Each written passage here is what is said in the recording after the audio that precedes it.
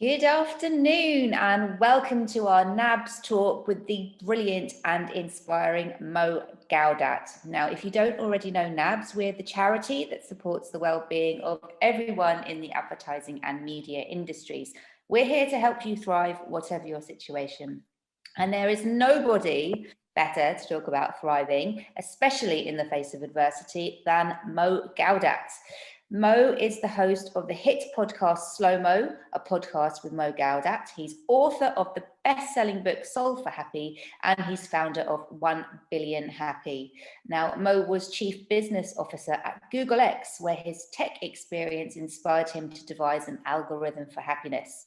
That algorithm was put to the ultimate test when his 21-year-old son Ali tragically died after an operation.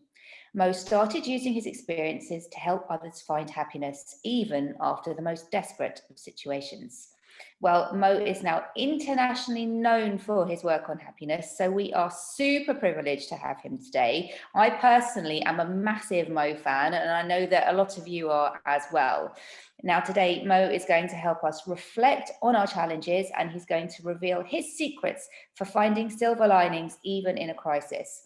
He's going to speak to us for around half an hour, then Mo and I will have a chat, and then it's over to you guys for a Q&A session. So do have a think about what you'd like to ask Mo and pop any of your questions in the Q&A box. All right, over to you, Mo. Thank you. It's actually my honor and my privilege to be part of this. It's the biggest reward I could ever imagine is to be able to have the opportunity to speak to all of you today. And hopefully I can give you a few things to think about. 30 minutes is not enough to talk about everything I would like to cover.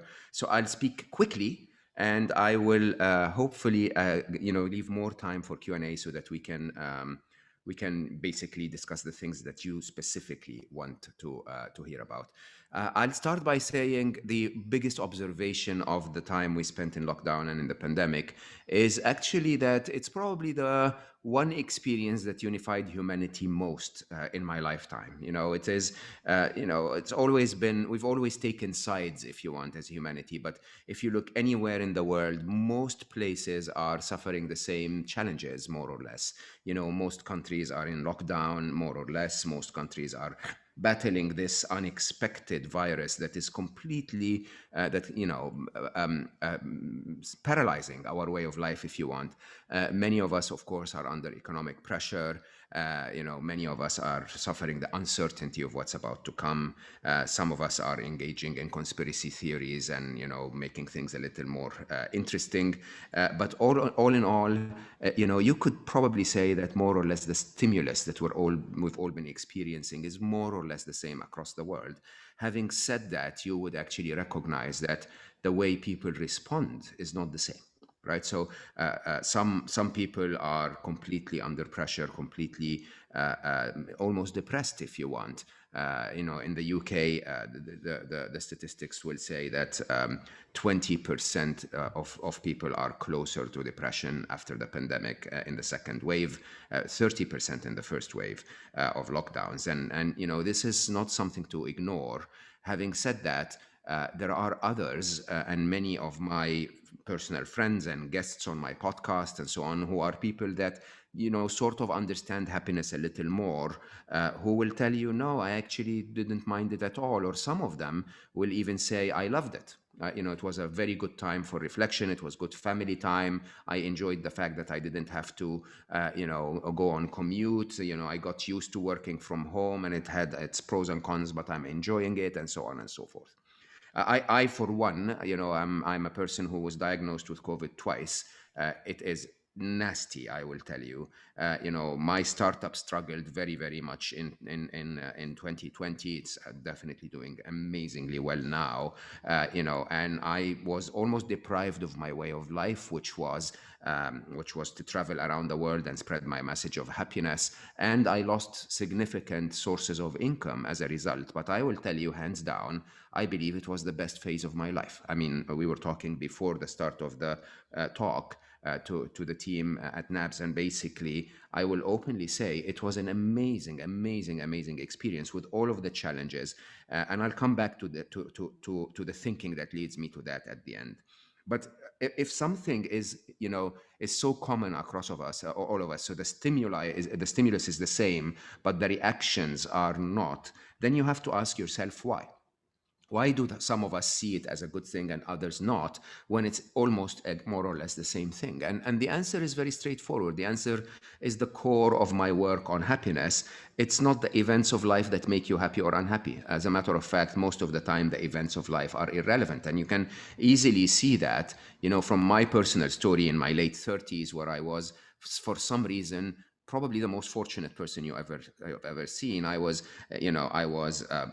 rich beyond my wildest dreams. I had the villa and the swimming pool. I had the most beautiful woman in my life who gave me 2 wonderful children, and I was depressed. Right. And it's not unusual. I train a lot of people, and sometimes I train billionaires, and they're depressed. Right. It doesn't seem that there is a specific configuration in life that we can reach to find happiness. It seems that across all different configurations, those who are, rich and famous, where they're depressed or even, committing suicide, or people like Sophie Elwes, who I interviewed on my podcast a couple of weeks ago, who is paralyzed from the chest down and very happy with her life. Right. And when you really think about it, you start to ask, how does that work? How can the event be irrelevant from my state of happiness? And my work was simply let me understand this by doing what engineers and scientists do. So I took as many data points as I can of moments in my life where I felt happy, moments in my life where I felt unhappy, and I attempted to find a trend line that is basically an equation that describes how happiness works. And I know it sounds crazy, but believe it or not, there is a trend line. There is a common theme, a common equation that describes every moment in your life where you felt happy. And that equation is very straightforward. Your happiness is not relevant only to the events of your life. It's relevant to the events of your life minus your expectations of how life should behave. Okay, so it's not what life gives you that makes you happy or unhappy. It's a comparison between what life gives you, or the state of your life, and how you want life to be, that makes you happy or unhappy. And that can be summarized in a simple equation. Happiness is equal to or greater than the difference between the events of your life and your expectations of how life should behave. Take simple examples and you'll get it. Rain doesn't make you happy or unhappy. Rain in the UK, you guys don't even recognize it. For me, a Middle Eastern bald head, every drop, feels like a disaster. Rain really matters to me. Rain really makes me anxious. Right? But for others, it doesn't. Even myself, if I wanted to water a plant, and I had a garden and I wanted to water a plant, I would feel happy when it rains. But if I wanted to sit in the sun, I would feel unhappy when it rains. So rain in itself doesn't have an inherent value of happiness in it. It doesn't make you happy or unhappy. It's the comparison between rain and what you want that makes you happy or unhappy. And you can apply that to many things. So everyone says, I'm always happy in nature. Why are we happy in nature? We're happy in nature because nature seems to meet our expectations. If you're sitting in front of a tree that is a little crooked, you don't complain and say it should be vertical. Who designed this? Right? You just accept it as it is. Nobody sits in front of the ocean and say, I like the view, but can someone mute the sound, please? It's a little too monotonous to me. You don't do that. You accept nature as it is. And once nature meets your expectations, regardless of its wildness, you feel happy. Right? Now, when you take that equation, suddenly the definitions fall in place. And I think the biggest challenge we have with happiness, one of the biggest challenges we have with happiness, is we actually don't know what happiness is. Right? And if you don't know what you're looking for, no road is ever going to get you there. And so let's define happiness. What is happiness? As per the happiness equation, happiness happens when events meet expectations. An event meets your expectation, you feel happy, basically means happiness happens when life sort of gives you what you want. Okay, but life doesn't always give us what we want. Having said that, when life gives us what we want, how do we feel? we feel a very interesting feeling of peace and contentment. Peace and contentment, that is what happiness is. It's not the other side, which is fun and elation and, going to a party and jumping up and down. The happiness we're actually looking for is that feeling of peace and contentment.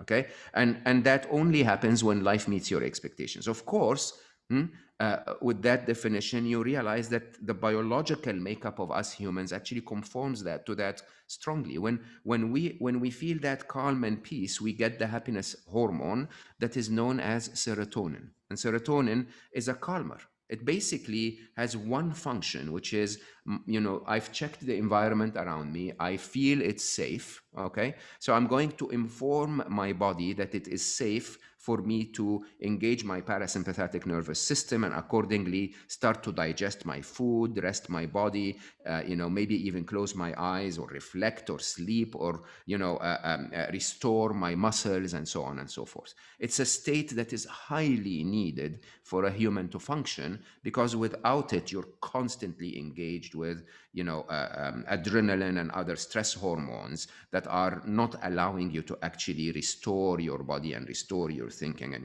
restore your mindset.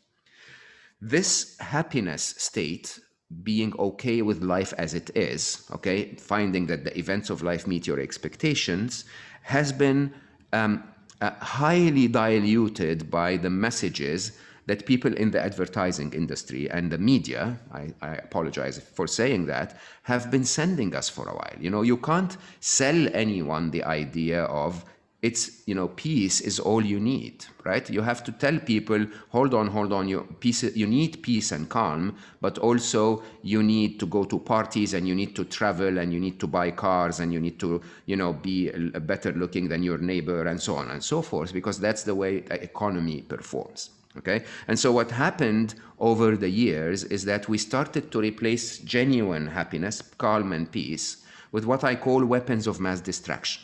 Okay. Weapons of mass distraction are all of those products, if you want, experiences that are associated with fun, pleasure, and any activity that engages your physical form in a way that stops you from solving the happiness equation.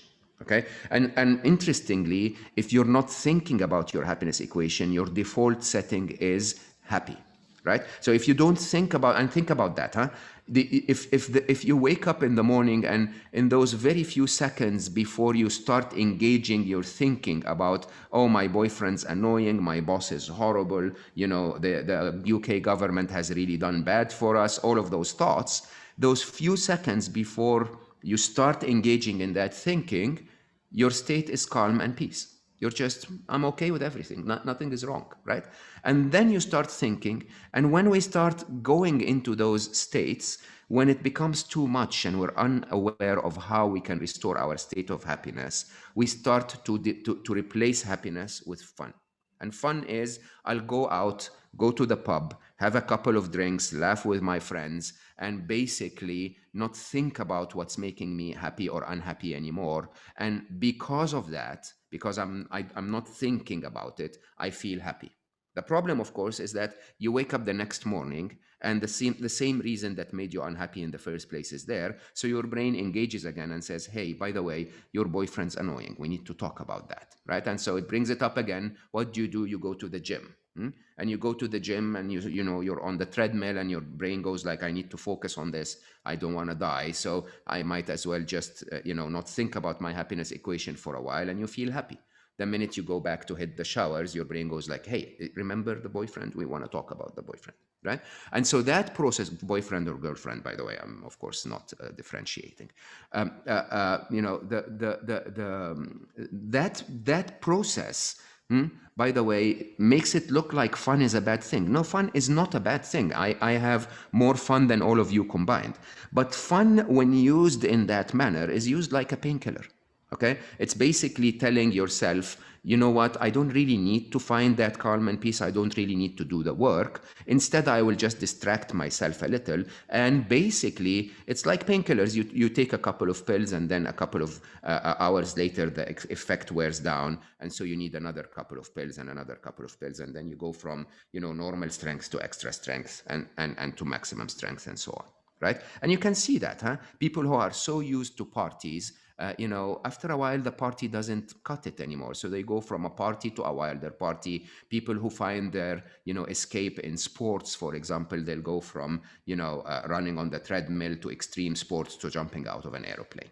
Now, of course, you can use fun, but you can use it as a supplement. When you've already found your state of peace and you use fun to supplement that and say, I'm in peace, I'm calm, but I will also add amazing experiences to my life so that I can also enjoy life more, then fun is amazing. It's not amazing when we use it as a painkiller. Of course, biologically, fun is very different than happiness. Happiness, as I said, is serotonin. Fun is dopamine. And dopamine is even mistaken on social media. And a lot of experts say that dopamine is one of the happiness hormones. It's not. Dopamine is a reward hormone. It's basically telling your body, I enjoy what you're doing so much now, I want you to do more of it. Okay, you get it when you win the lottery. You get it when you get promoted. You get it when your team wins. You get it when you're having an exciting experience, making love, whatever experience that is, that your body, that your being wants to do more of because it's enjoyable, it's pleasurable. Okay, and of course the problem with dopamine is it's addictive, right? The more of it you have in your body, the more your body goes like, oh, I recognize it, I need to be a little less sensitive to it. So you need more and more and more of it. And that probably is one of the reasons why when the pandemic hit, many of us could not actually take it very easily because there was almost withdrawal symptoms, almost like an addict. From rushing through life, rushing in the morning, going to the tube, stopping at Pret a Manger, just picking something up and then running through the day, and your day is distracting and you're not thinking about anything. And then you go to the pub and this and that. And then suddenly they say, no, hold on, you're locked down. You go like, what? So I can't get all of that rush anymore. What are you saying? I need to sit with me? I can't do that, right? And many people struggled with that at the beginning. As a matter of fact, as I said, the impact in the first lockdown was even worse than the impact in the second lockdown because some people adjusted and actually found a way to reflect and enjoy the company of their family and others. Now, with those two definitions, you understand the difference between happiness and fun, but I think the key definition is to understand what unhappiness is. And unhappiness, in the definition of the happiness equation, is when events miss expectations, when it seems that life does not give you what you want. Okay? When life misses expectations, your brain sort of alerts you in the form of an emotion. Why? Because our brains are talking to us all the time and we're not listening. So to catch our attention, what do? They simply engage in emotion, whether that's fear, anxiety, regret, shame, whatever negative emotion, because they sort of realize that when you feel that way, you may actually stop and say, what's wrong? Sadly, in the modern world, and I'll come back to this, we don't actually stop. We continue. Even though we feel that way, we continue. But your brain has done its part. It's just alerted you, almost like a fire alarm. I think that the real eye-opening definition of happiness is of unhappiness. It's a fire alarm. It's a fire alarm. It's basically your brain saying, I scanned the environment around me and I think something is not optimal. I think, your boyfriend hasn't groomed his ears. He has 4 hairs in his ears and, that's annoying. Maybe he doesn't love me anymore. Okay. And so when your brain alerts you to that in the form of a fire alarm, interestingly, we don't behave the same way as we behave when there is a fire alarm. We don't respond to unhappiness the same way. Okay. And that's why we go into depression and we go into despair. And some of us even take our own lives. It's because of that cycle where when a fire alarm goes off, what do? You go out of the building and you verify if there is a fire, right? You take action and then you verify the truth, right? When it comes to unhappiness, however, that's actually not what we do at all. When your boyfriend or girlfriend says something hurtful on Friday, right? You don't take the action, you just sit with it and you go like, oh, that was hurtful, that was painful. And then on Saturday you wake up and you go like, remember that clip that happened yesterday at 4? Let me play that again and torture myself with it, right? It's really quite interesting, our response to unhappiness, huh? We go like, okay, that's, it's like Netflix of unhappiness. It's like, yeah, that clip that I did, that tortured me on Friday, let me play it again on Saturday. On Sunday, I will say she doesn't love me anymore. On Monday, I will say it's because I'm fat. On Tuesday, it will be I will spend the rest of my life alone, right? And when you really think about that, it's not because of the event. The event happened on Friday, right? It wanted you to take action, but instead of taking the action, you tortured yourself over and over to no avail. This is a major difference, by the way, in the makeup of our body between physical pain and emotional pain. When you feel physical pain, if I poke your hand with a knife or something, you're going to pull your hand back, and you're going to protect it so that the tissue heals and you're going to you feel safe. That's how we're supposed to react to those signals. But with emotional pain, if we feel hurt because of something that our partner has said, instead of actually taking that action, we stay there and play it over and over again. Now, when you understand that, you understand why it is that we become unhappy. And believe it or not, 60 to 70% of the thoughts in an adult brain are negative. Can you believe that? So this was Stanford University ran a research. 6 to 7% thoughts out of every 10 are negative. If I ask you how is life, 6 to 7 out of every 10 times you'll say something is wrong. Now, how can that be? Because we think things are wrong, we factor those into our happiness equation as events missing expectations, right?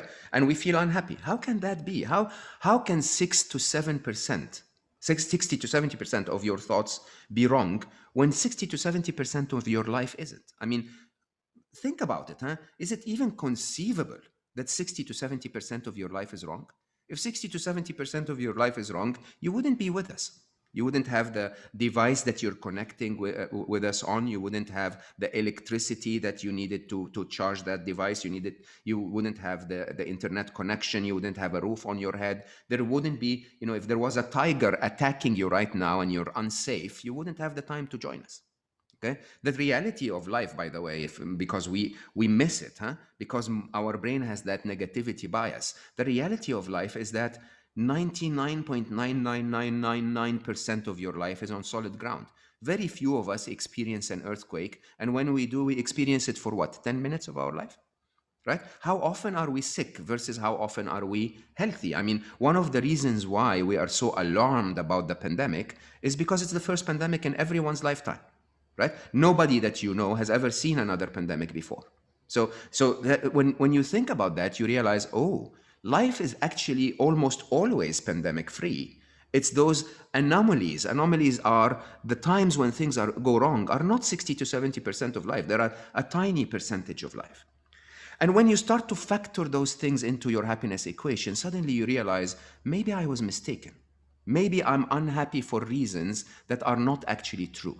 And I'll give you a few examples from the pandemic itself. But let's categorize them into two big categories. Huh?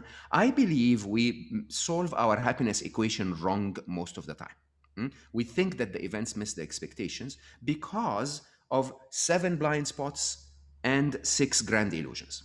Okay? And in favor of time, I'll just run through them quickly. 7 blind spots are not bad, calling them blind spots. It's just that you don't see them, but they're actually features in your brain. Okay? Your brain is designed to see what's wrong. It doesn't want to tell you what's right. As I always joke and I say, if a tiger attacks you right now, nobody will stop and say, oh my God, what a majestic animal. I mean, look at the patterns and the muscle tone, such an amazingly beautiful animal. Nobody wants to say that. Your brain wants to say, we're going to die. right? We're going to die if there is a tiger. We're going to die if our boss is annoying. We're going to die if, 7.8 million people died out of COVID-19, which is, by the way, nothing. I'll tell you the numbers in a minute, in comparison to actual, mortality rates in humanity, and so on and so forth. We're going to die when anything hits us. And because of that, because of those 7 blind spots, our brain morphs the event. It makes every event look wrong, when in reality it isn't. And by the way, of course, with the help of the BBC and the help of Channel 4 and the help of others, which also only displays to you what's wrong and not what's right, you start to believe that life is going to end, that everything is wrong. That's our negativity bias. On the other hand, there are illusions. Illusions are not your perception of a certain event. They are the way you design your entire being, your belief system around illusions. For example, we believe that we should control everything. Somehow, humans have believed that we should control everything, when in reality, the core of physics is that everything is out of control almost all the time. Okay? I mean, if you understand any physics at all, you would realize that the reason we exist is because of something called entropy. Entropy is why, which is basically chaos. It's chaos theory. It's the idea that everything will break down and decay. There is no control. There are butterfly effects and black swans and, so many reasons why anything that you don't, meticulously control will fall out of control. And there are so many things happening in life. So by definition, there are more things out of control than there are things that are within control. But we have that illusion. And that illusion basically makes anything that fall out of control seem to be an event that missed expectations, right? If your expectations of life is always going to be within my control, good luck. Most of the time, life is going to disappoint you. Now, within the pandemic specifically, the bigger illusion, so I call them 6 grand illusions. They're the illusion of thought, the illusion of self, the illusion of knowledge, time, control, and fear. We won't have time to discuss all of them. I have all of them available online, so you can basically look at YouTube videos or my social media.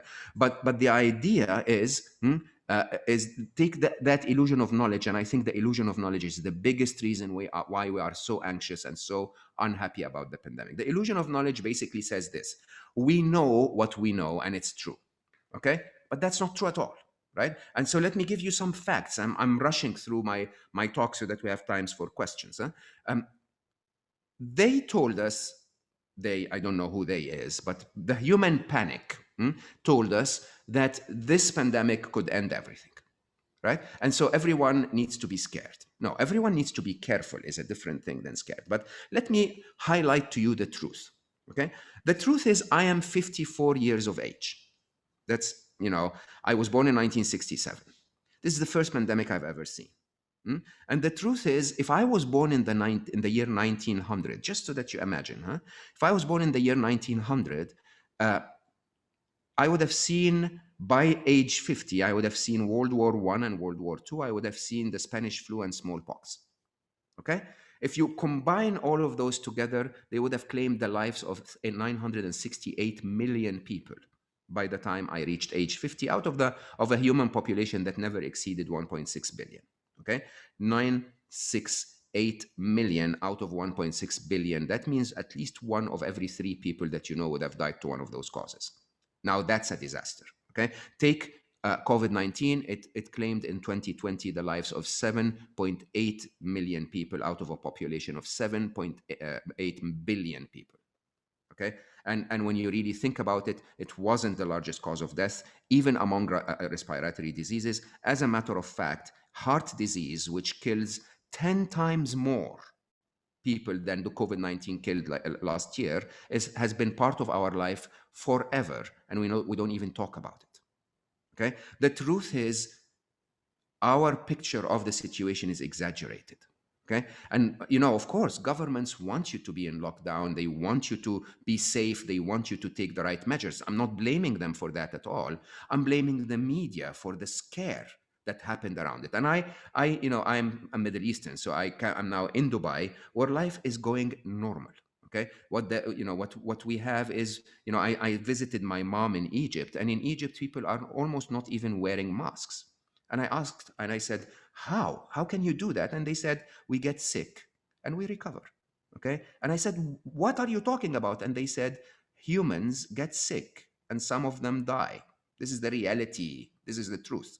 Okay, we can be careful, right? We can try to social distance. We can wear masks in certain closed places. But if I'm in my car, or if I'm walking alone, maybe not. And I'm not saying one is right and the other is wrong. Now let me get you back to the truth, and so that we close and have a conversation. The truth is, you could be one of four categories going through this. Okay, you could either be suffering COVID-19 yourself right now, which you're not, probably, as you are, as evident by the fact that you're listening to us. Okay, you could have lost a loved one. I hope you haven't. Right? I have lost a loved one myself, and I know how much it hurts. Or you could have lost your economic livelihood. That's different than losing your job, by the way. Losing your economic livelihood, by definition, means that you don't have the means right now to be listening to us. Okay, you could lose your job and you may lose your economic livelihood in a few months' time, but at this moment you haven't. Now, if you're not one of those, then I'll call you the okay category, right? And if you're in one of those, my heart is with you, huh? If you're in one of those, my heart is with you. And some people are suffering, and we have to have the compassion and the empathy to help them out instead of just complaining. And again, I would hope to come back to this in the Q&A. But if we're not, then the extent of the pandemic for us, and I hope you don't get offended, is that they forced us to stay at home, look at Zoom a little more often, order from Deliveroo, and binge watch Netflix. This is it. Okay? This is the truth. This is the extent of the challenge we're facing. And I have to say, if we have, as humanity, become so spoiled that we can't find the resilience to deal with that, okay, then I think the challenge is not the pandemic, the challenge is not the government, the challenge is maybe we should have a conversation with ourselves. Because honestly, it's really not that bad. It could have been much worse. Okay. As a matter of fact, those who lost their economic livelihood, or who are diagnosed, or who are actually, lost a loved one, when you look at them, you realize that the only feeling you could get right now, because you're not one of them, is gratitude. It cannot be grumpiness. It cannot be complaints. Okay? The only feeling I get every minute as I look at the things happening around me, even though I lost money, my startup struggled, this, and that, the reality is I'm so blessed. The world is in madness, and I'm still okay. I have a roof on top of my head. I have a Mac to talk to you from. I have the food that I need, and life is okay, right? As a matter of fact, I'm very grateful that my life is okay. I'm very grateful for the time I can spend reflecting. I'm very grateful for the opportunity to be talking to all of you, which, by the way, wouldn't have happened if we didn't have the pandemic and the lockdown. So I probably stop and open for questions so that at least we can narrow down and talk about the things you want. Oh, Mo, massive thank you. There was so much, and that was like a whistle-stop tour through your genius Mo brain. Thank you so much. I appreciate you trying to go a bit more quickly to squeeze everything in the half an hour. There's so much in there I could ask you about. I want to start by asking you about those of us who aren't in the OK bracket. And I'm going to, full disclosure, I lost my dad during the pandemic, not of coronavirus, of cancer, but still, I've been grieving throughout a pandemic. And I know that there are going to be people out there who unfortunately also would have lost a loved one during the pandemic, or equally lost their job, and that's a different kind of grief. What would your advice be to those of us in the not okay bracket? And you have deep personal experience of this yourself.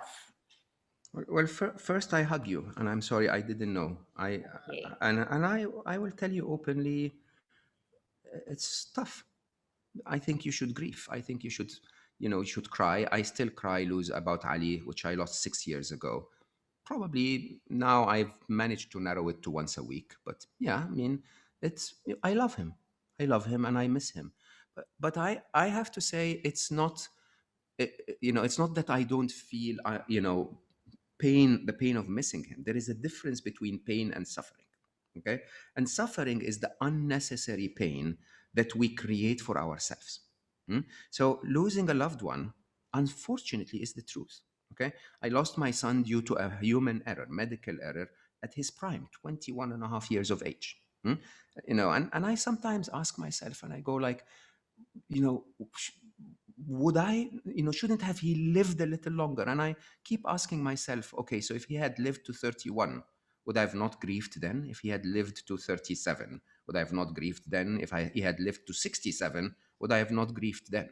Okay. The reality is that life has to have loss in it. Unfortunately, it's a zero sum game. Okay. We come to life and we leave life. We have to suffer. It's just the design of life. And then the question becomes, hmm, what is the suffering bringing us? And I was alerted, so I got woken up 4 hours after losing Ali. So Ali, I was the vice president of Google at the time, a very prominent figure in Dubai where I lived. So the government called and said, we heard of what happened and we're going to take action. Do you mind if we perform an autopsy on Ali's body? Okay. And so I looked at Nibel, his mother, and I said, Nibel, would you mind if they perform an autopsy on Ali's body? And she said one word, I swear to you, that anchored me in the truth for the rest of my life. She said, would it bring Ali back? Would it bring Ali back? Okay. And Nibel is this amazingly wise and cute and lovable human being. And you could see a tear in her eye when she said, would it bring Ali back? And I think that's the truth. Nothing I could have done, even if I hit my head against the wall every single day 200 times for 27 years, it wouldn't bring Ali back. So what's the point? Okay, what's the point? And I call this is, it's funny, but I have layers of happiness practitioners. There are beginners, there are black belts, and there are Jedi masters. Okay, managing to deal with life twisting your arms beyond your control is Jedi master level. I will tell you this hands down.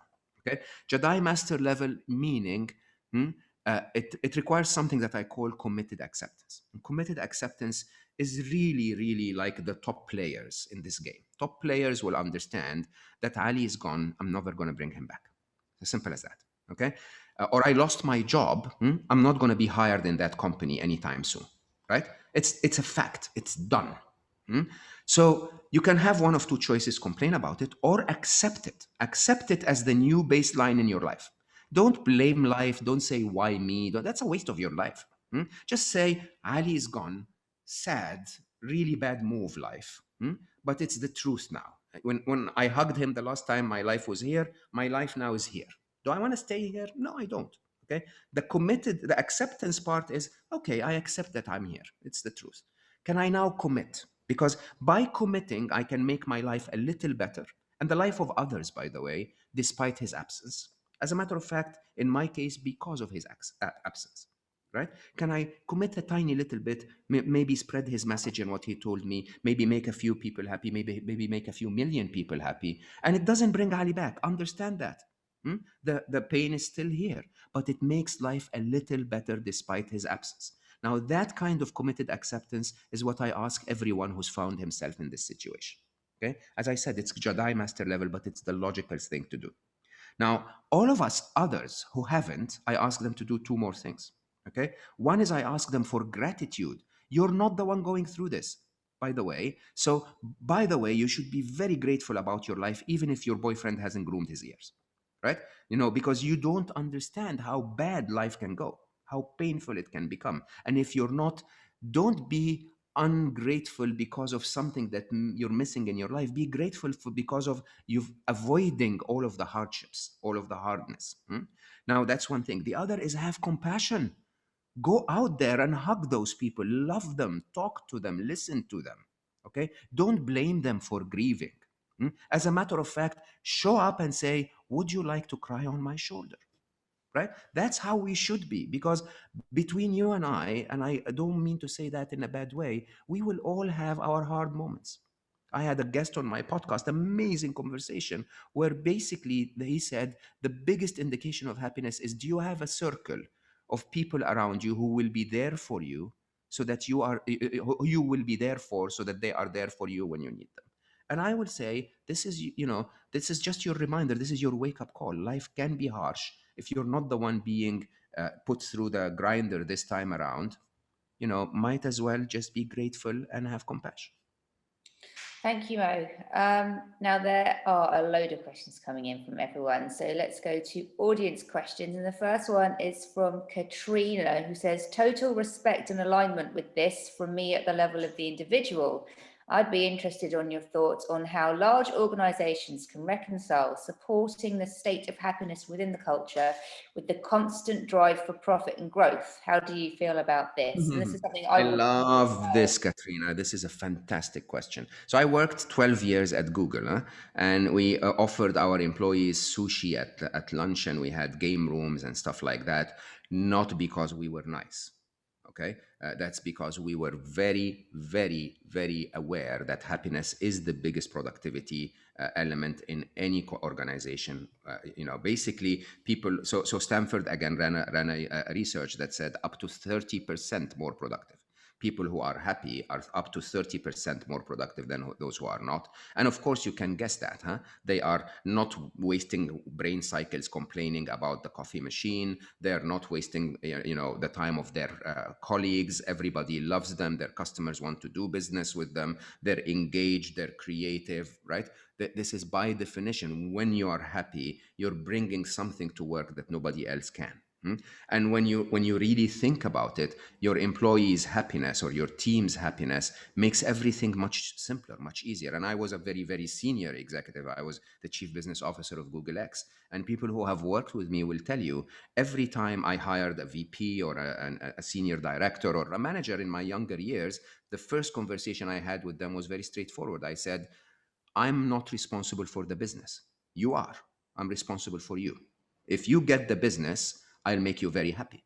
Okay? Or actually, the agreement has always been, I'll make you very happy until you fail to get the business. And that was it. I spent the rest of my time pretending to be busy. Okay? Because honestly, I had the happiest team who are very smart people who really came to me when there was a problem. But otherwise, my entire focus was, I'm going to create an environment where they thrive and feel happy and feel engaged and want to be, and they don't go look for other jobs and so on and so forth.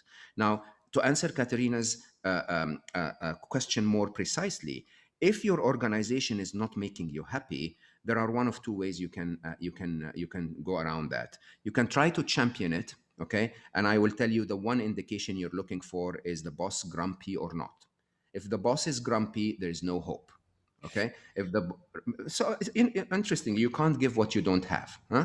And I always ask people, I said at the beginning that there are many reasons for unhappiness. One is that we don't understand it. The bigger reason for unhappiness is that we don't choose it.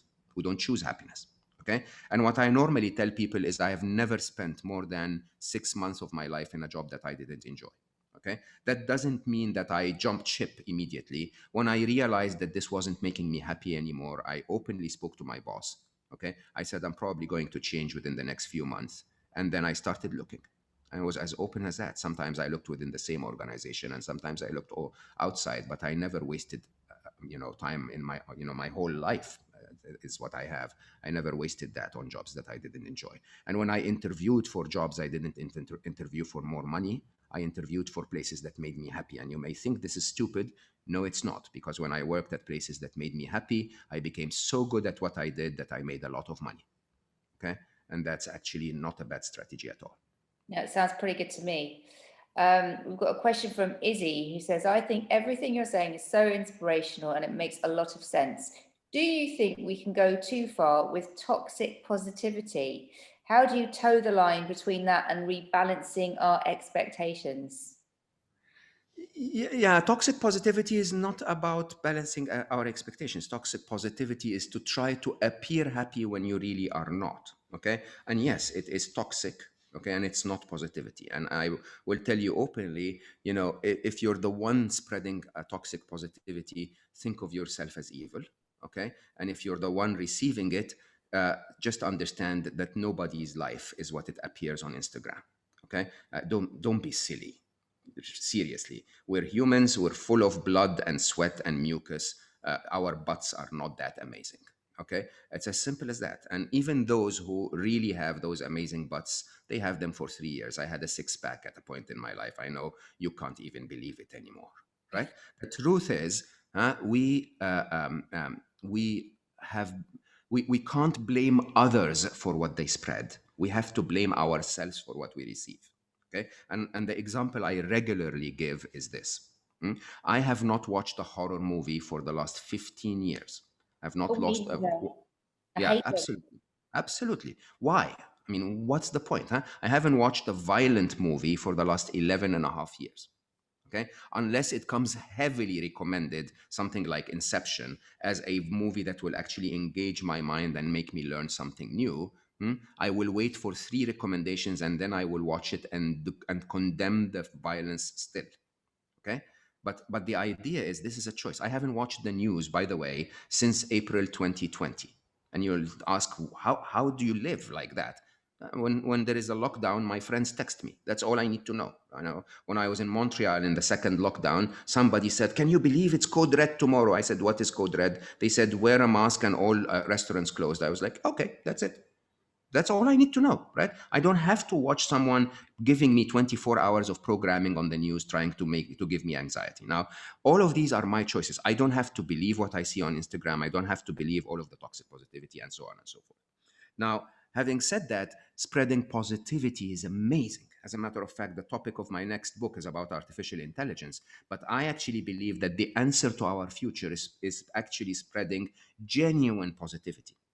Genuine positivity is driven from where? It's driven from one place that I will tell you is not human. It is this design of the universe. It spreads from love. Okay, it spreads from not wanting something for you but wanting something for the rest of being. It spreads from, can I actually send a message that does not make me necessarily feel my ego but makes another person find a smile, happiness of some form. Okay, make them feel supported, make them feel that they're not alone. And that message, by the way, could be, oh my god, I feel horrible today. And if you say it in an interesting way, a real way that says, who else is with me? Just to make others feel that it's difficult for everyone. I heard it snowed in the UK in April, right? A message to be sent out is like, wow, are we missing? Is that what we needed after the lockdown and the gray skies and now also snow? Fine, that's also a good message. As long as you're not doing it to make others feel bad, it's positivity. It's all about your intention. If your intention is, I'm doing this to make others feel good, that's what we need to spread. There's also another side to it as well, isn't there? That if you're making somebody else feel good, then that makes you feel good too. Oh my God, it's the ultimate form of happiness. I appear to be a macho Middle Eastern man. Okay. I remember right before the pandemic, I was in Amsterdam and I cried like a baby on the stage. There was 4,000 people in the audience, and the interviewer was one of my friends, and somehow he got me to the point where he said, "So, would you actually bring Ali back? If I gave you the power, would you bring Ali back?" And it's a multi-layered question, because there are many reasons why you would want him back or not want him back. But I said, when after Ali left, we're around 52 million happy out of the 1 billion happy mission. So the message has reached and affected 52 million people. Huh? And I would wonder, if I asked Ali to come back and not have 52 million people happy, would he want to come back? And my answer probably is no. The Ali I know would go like, no, no, Papa, I'm okay, right? Especially because of the way I believe death is. I don't believe that death is the end of life. I believe that death is the other, opening in the portal that started with birth, but we continue to live. But the other thing I said was, and I have never felt so much love in my life. Okay, so the work that I have done, replacing the love of my life, Ali is the one person that I loved most in life. And I say that, even though of course I adore my daughter, but somehow Ali had that tiny little edge to him somehow, right? And when that love was taken away, and I, instead of crying and being angry and prosecuting the surgeon, I started to spread happiness. I've never in my life felt happier, ever. Okay, and I've lost the love of my life, and I've never in my life felt happier, because making others happy is the ultimate form of happiness. And it sounds though Ali would really approve of that as well, having read your book and understood what I understand of him. I believe that, but I will still spank him when I see him for leaving early. So anyway, we'll see about that. Now You we've hear got a that, few Ali? people. We've got a few people asking about techniques and how to go about this happiness journey, especially if you're at the start of things and feeling a bit lost. What can we give people in terms of some Absolutely. practical things to do? Yeah, happiness is exactly like fitness, huh? The way we grow muscles in the brain is called neuroplasticity, and neuroplasticity is basically the thoughts that you practice, you become much better at. Okay, your neurons, your brain actually reconfigures so that if you're watching the news every day, looking for what's wrong with life, you become really good at finding what's wrong with life. Okay, if you are constantly with friends that are making you anxious, you actually become better at being anxious. Okay, so what it's like fitness. What do we do with fitness? There must be 200,000 personal trainers in the UK that tell you that fitness is very complicated. It isn't. Okay, at the end of the day, fitness is about, I'm going to make fitness my priority. So if I'm offered a brownie, I'll probably resist. Okay, and number one, and number two is I'll work out 4 to 5 times a week. This is it. This is fitness in a nutshell. Okay, there could be a million little techniques within that, but this is fitness in a nutshell. Good news, it's simple. But the bad news is knowing this doesn't make you fit. Right? I've informed people about this. Doesn't make anyone fit. You have to actually make it your priority and go to the gym 4 to 5 times a week. So what I'm asking people to do is make happiness your priority. If you're in a bad relationship, make happiness, not fear, is your priority. Okay, if you're in a job that is really not doing you good, make your happiness, not your income, the priority. Okay, it doesn't mean jump out today, but over time fix it, and so on. Make it your priority. And number two, go to the happiness gym 4 to 5 times a week. What's the happiness gym? Listen to a talk like this openly. I will tell you openly, come and join my podcast. My podcast is absolutely changing lives. I have the wisest people in the world talking to me twice a week about happiness. So spend a couple of hours a week listening to people who are really experts at this. Spend time with people who are happy, read a book, watch a documentary, just work on it, give it the time. And when you give it the time, like fitness, through neuroplasticity, you will find that there are certain things that are repetitive in your brain that make you unhappy, and you'll start to work on them. The minute you start to work on them, everything will fall in place. It's really not that complicated. Is there something around giving yourself permission to be happy as well in a society that doesn't necessarily value happiness, or Oh, certainly our absolutely. primary target? Absolutely. Absolutely. One of the biggest reasons for unhappiness in the world is that we think we shouldn't be. We think that if we smile too much, our boss will go like, am I paying him too much? No, this is, the truth is, we are, raised to believe that unhappiness is a reasonable tax to pay for success.